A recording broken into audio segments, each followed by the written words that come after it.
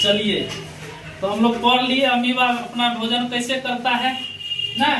तो अमीबा पादप या कुटपाद के द्वारा भोजन को पकड़ता है और उसको खाद्यदानी या खाद्य रिक्तिका कहिए उसमें ले जाके भोजन को पाचन करता है भोजन का।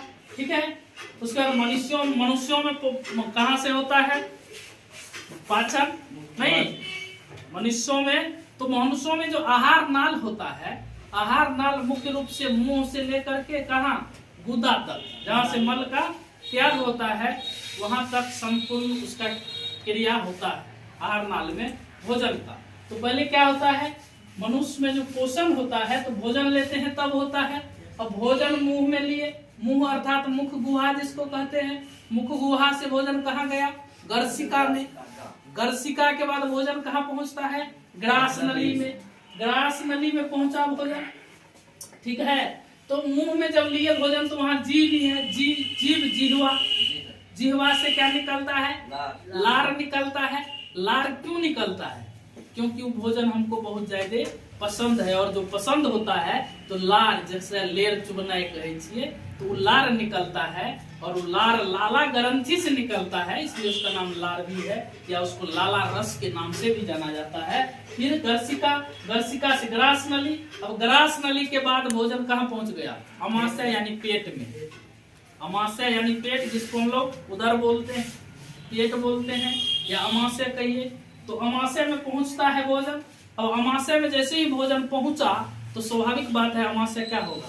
बड़ा होगा, यानी फूलेगा ना। जब भोजन लेते हैं तो क्या होता है? पेट धीरे धीरे अलगता है। तो वही पेट अलगने का मतलब अमाशय फैलना, अमाशय का फैलना। तो अमाशय में भोजन लिए, भोजन जैसे ही पहुंच गया अब अमाशय में, कब पहुंचा?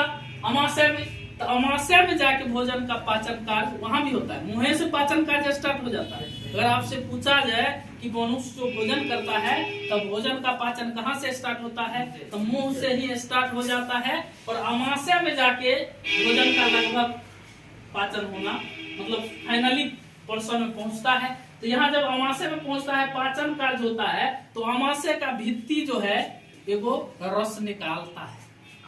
वहाँ जठर ग्रंथि होता है, और जठर ग्रंथि से वो जठर रस निकलता है।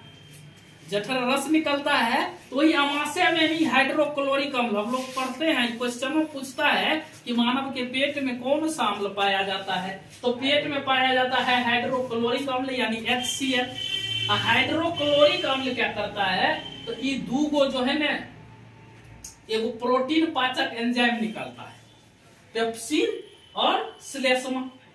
क्या निकलता है? प्रोटीन पाचक एंजाइम, इसी HCl में रहता है पेप्सिन, श्लेष्मा। इसमें श्लेष्मा क्या करता है? अमाशय की रक्षा करता है।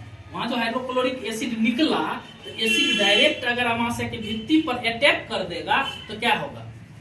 खराब हो जाएगा, मतलब ख हो जाएगा वहां। तो हम कहाँ थे? तो हम यहाँ पाचन कार्य। तो पाचन कार्य क्या होता है? अमाशय भित्ति में होता है, वहाँ जठर ग्रंथि से जठर रस निकलता है, और वहाँ हाइड्रोक्लोरिक अम्ल भी निकलता है जिसको HCl कहते हैं। HCl में प्रोटीन पाचक एंजाइम पेप्सिन और श्लेष्मा निकलता है। श्लेष्मा का क्या काम है? सुरक्षा प्रदान करना।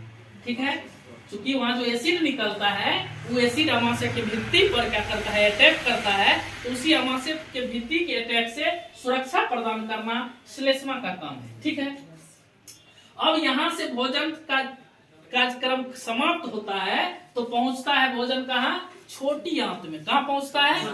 छोटी आंत में। और छोटी आंत में भोजन जो पहुंचा, तो छोटी आंत हम लोग किसको कहते हैं रे? अरे ओजरी को, ओजरी समझता है ना, बकरी वाला ओजरी जो होता है, उसी प्रकार मनुष्य में भी ओजरी होता है। वही ओजरी जो है वही छोटी आंत है। अगर पूछेगा कि आहार नाल का सबसे लंबा भाग के है, तो नाम है छोटी आंत, लेकिन सबसे लंबा छोटी आंत होता है। ठीक है, सबसे लंबा छोटी आंत ही होता है। आहार नाल का सबसे लंबा भाग छोटी आंत। छोटी आंत में जाता है भोजन। अब छोटी आंत में जो बचल खुचल दोष रहता है भोजन का पचने वाला कुछ कार्यक्रम, तो वहां पे कार्बोहाइड्रेट, प्रोटीन और वसा का पूर्ण पाचन छोटी आंत में जाके हो जाता है। कार्बोहाइड्रेट, प्रोटीन और वसा का पूर्ण पाचन स्थल के है छोटी आंत, वहाँ इस सब का पूर्ण पाचन हो जाता है। अब पूर्ण पाचन के बाद भोजन पहुँचता है कहाँ? बड़ी आंत में। तो बड़ी आंत में क्या काम होता है? कुछ नहीं, वहाँ से जो भोजन नहीं पच पाता है, अवशिष्ट के तौर पर बच जाता है, वहाँ पहुँचता है और वहाँ उसमें से पानी निचोड़ लिया जाता है। और शेष जो पानी के अलावे जो सूखा मल बचा, उसको हम लोग गुदा के माध्यम से त्याग देते हैं। ठीक है, तो वहीं पे जब बड़ी आंत क्या करेगी? पानी को नहीं एब्जॉर्ब करेगी, पानी का अवशोषण नहीं करेगी, तो धर लेगा पेट झड़ी। ठीक है।